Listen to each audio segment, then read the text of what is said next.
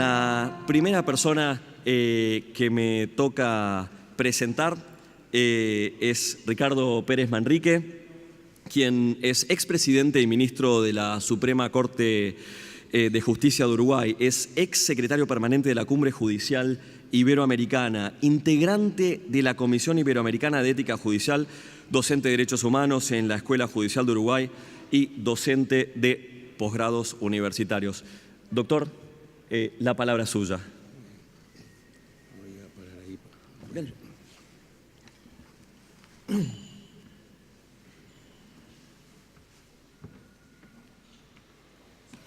No tengo. Bien, buenos días a todos y a todas. Me propongo primero agradecer la invitación. Me parece esta instancia realmente importante y trascendente para trabajar temas como la vinculación entre la seguridad jurídica, la lucha contra la corrupción y la lucha contra la pobreza y el tema central del Estado de Derecho en América Latina y en nuestra región especialmente. Me propongo intentar responder tres preguntas. ¿Cuál es la relación entre pobreza, derecho y sistemas judiciales? El rol de los sistemas judiciales en el contexto de la lucha contra la pobreza. ¿Y cuáles son las demandas que deben satisfacer los sistemas judiciales para ser eficientes y eficaces en la lucha contra la pobreza? Y a mí me parece que la plataforma de la cual hay que partir para analizar estos temas es la Agenda de Naciones Unidas 2030 para el Desarrollo Sostenible. En efecto, todos los países del planeta han acordado una agenda para el desarrollo sostenible que debe desarrollarse con vistas a su cumplimiento en el año 2030. El objetivo central es la erradicación de la pobreza y el hambre cero, que resultan imprescindibles para la afirmación y garantía de la dignidad humana. El centro conductor, el hilo conductor de este proceso de Agenda 2030 es el tema de la dignidad humana. Los objetivos y metas concluyen que son una unidad indisoluble y deben cumplirse todos simultáneamente. Por eso, los objetivos número 2 de la erradicación de la pobreza y el número 1 del hambre cero ocupan un lugar preeminente. El objetivo 16, que es transversal y la llave maestra del desarrollo sostenible, afirma la necesidad de paz y justicia e instituciones sólidas, eficaces y transparentes que rindan cuentas. Vamos a ver qué trascendencia tiene este objetivo 16. Se puede concluir que la comunidad internacional entiende que el Estado de Derecho es esencial para el combate a la pobreza y para que realmente lleguemos a un nivel de hambre cero en el mundo. Que es imprescindible para ello contar con sistemas judiciales e instituciones sólidas que garanticen en el marco del Estado de Derecho el desarrollo sostenible. Y no olvidar que en el informe Brundtland se establece que desarrollo sostenible, duradero, o sea, aquel capaz de asegurar y que satisfaga las necesidades del presente sin comprometer la capacidad de las futuras generaciones para satisfacer las propias. Esta cuestión central del desarrollo sostenible, que es preocuparnos por el mundo que dejamos, el mundo que legamos a nuestra posterioridad, y sin perjuicio de satisfacer las necesidades de todos. ¿Cuál es el rol en este contexto de los sistemas judiciales? El rol natural de todo es el afianzamiento del Estado de Derecho y, según dicen los objetivos, la declaración del derecho nacional e internacional de manera de hacer efectivas las garantías necesarias para su efectiva vigencia. El desafío, en consecuencia, es actuar en las situaciones de hoy en un escenario de especial complejidad como son las actuales, en un mundo globalizado con permanentes cambios y donde parece que toda experiencia es insuficiente por sí para permitir un entendimiento y comprensión y el diseño de respuestas adecuadas. Hay una gran dificultad frente a la cantidad de cambios que se están sucediendo hoy en el mundo vertiginosamente a los efectos de diseñar cuáles son las respuestas adecuadas para enfrentarlas.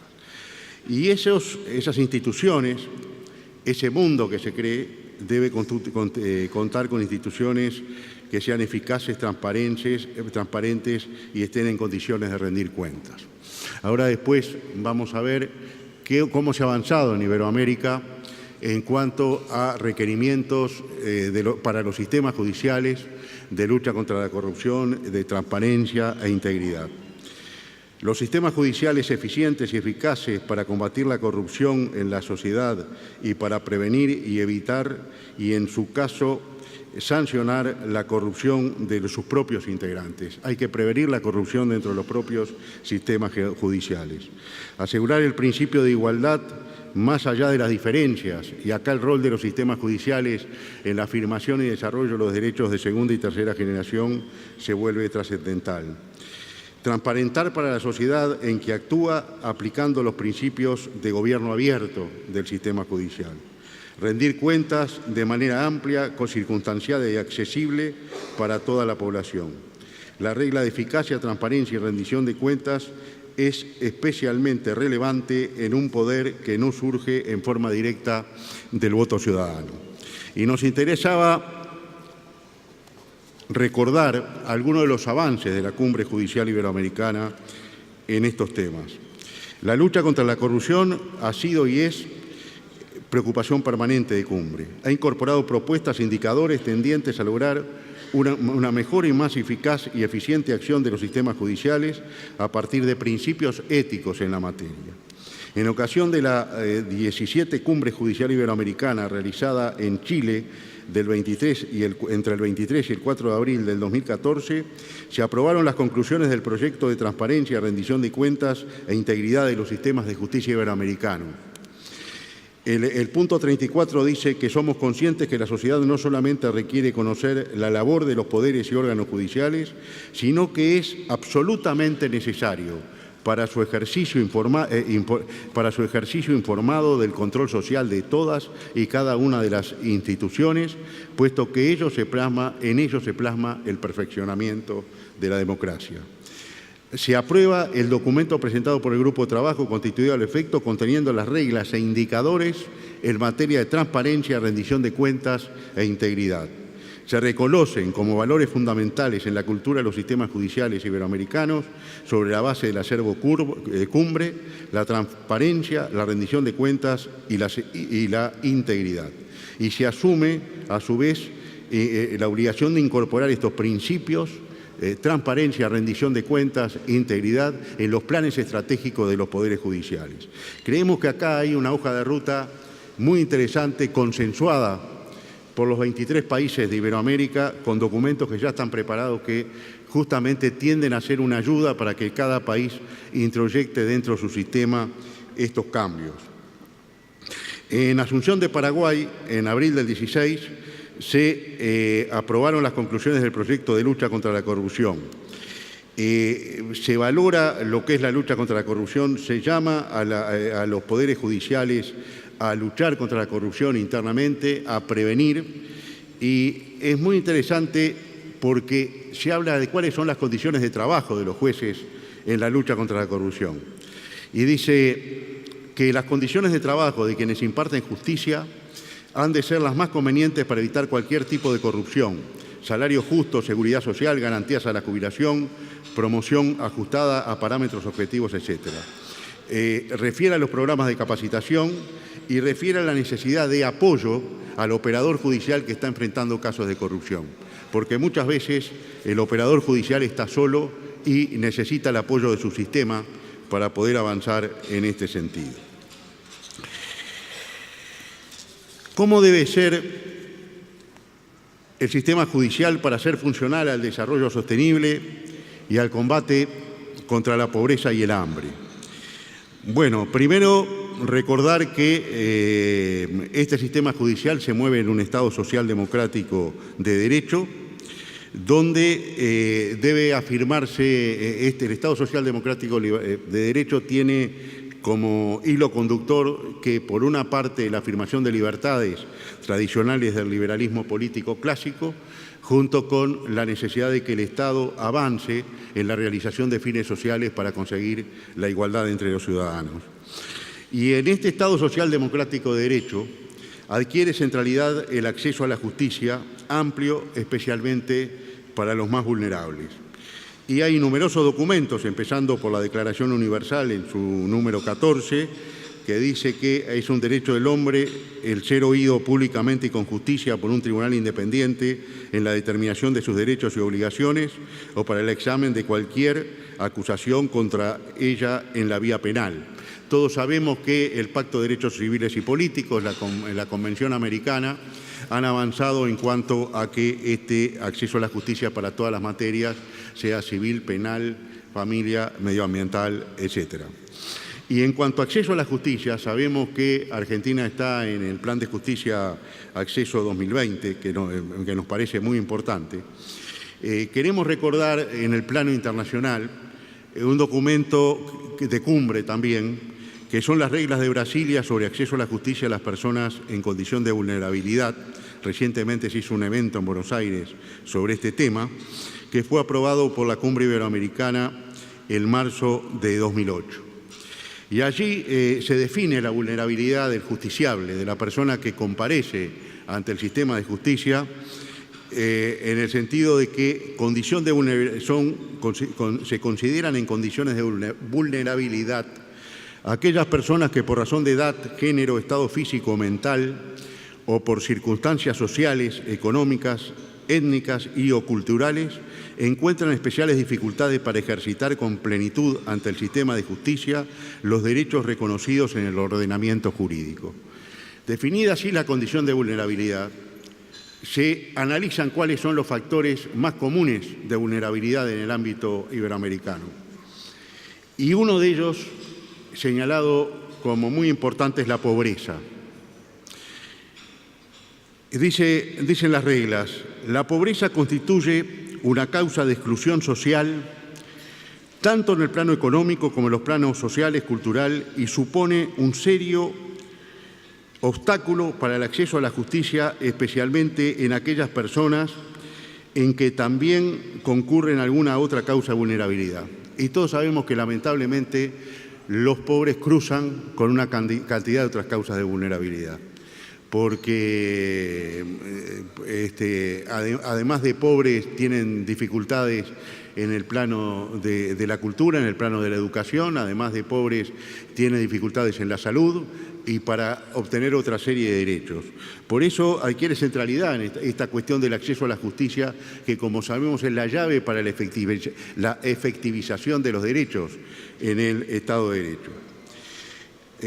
Como destinatarios de las reglas de Brasilia están todos los sistemas de justicia, y las reglas constituyen un completo programa de acceso a la justicia para las personas en condición de vulnerabilidad.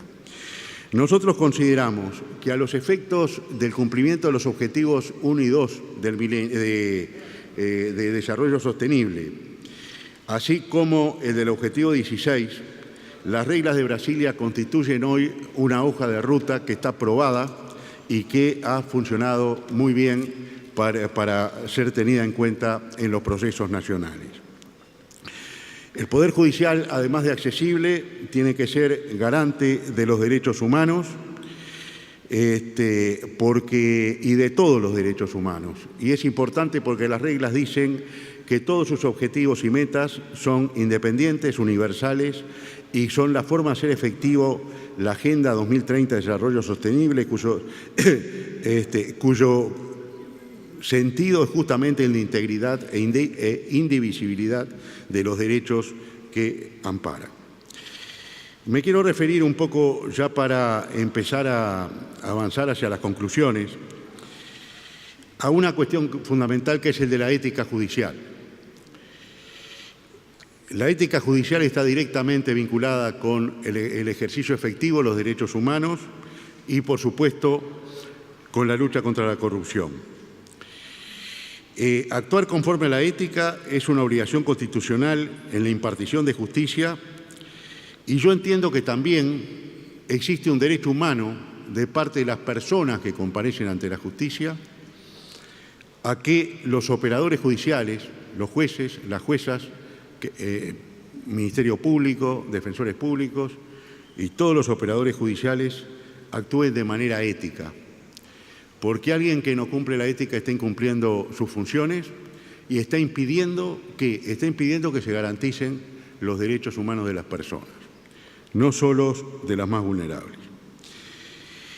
Especialmente importante es esta cuestión de la ética y esta cuestión de derecho-deber que subyace cuando estamos hablando de un poder contramayoritario que no surge del voto popular y que tiene, hay que admitirlo, ayer quedó muy claro, digo, y cada vez que se habla de acceso a la información, etcétera, los sistemas judiciales somos opacos frente a la opinión pública. La opinión pública tiene dificultades de penetrar los sistemas judiciales, por eso esta obligación de justicia abierta y esta obligación de sistemas que, como ya vimos, que sean transparentes a la gente y que den no solo información confiable, no solo información abundante y completa, sino información que sea entendible por el ciudadano.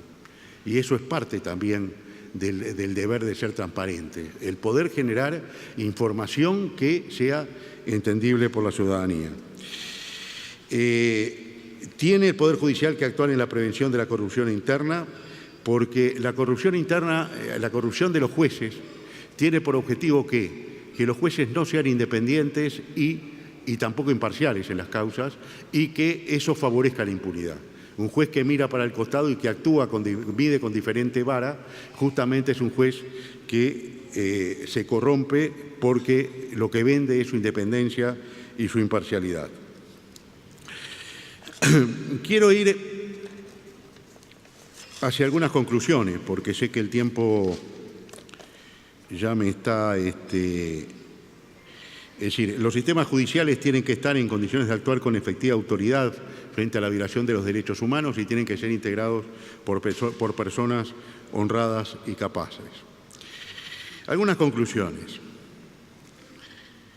Los sistemas judiciales son parte esencial del Estado y son los destinatarios más evidentes del Objetivo 16 y de varias de las metas contenidas en el mismo. Y vuelvo a puntualizar que los Objetivos de Desarrollo Sostenible y sus metas son de carácter integrado e indivisible, de alcance mundial y de aplicación universal. O sea que acá no hay preferencia entre un objetivo o meta y otro, sino que deben todos cumplirse a la vez, porque si ellos no se cumplen todos a la vez, no hay desarrollo sostenible posible.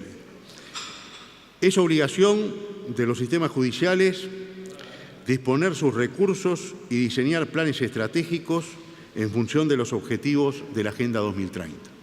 Acá hay que pensar un desarrollo de los sistemas judiciales que permitan sistemas judiciales adecuados, aptos, conectados, idóneos para hacer efectivos los objetivos del 2030 en todos los planos.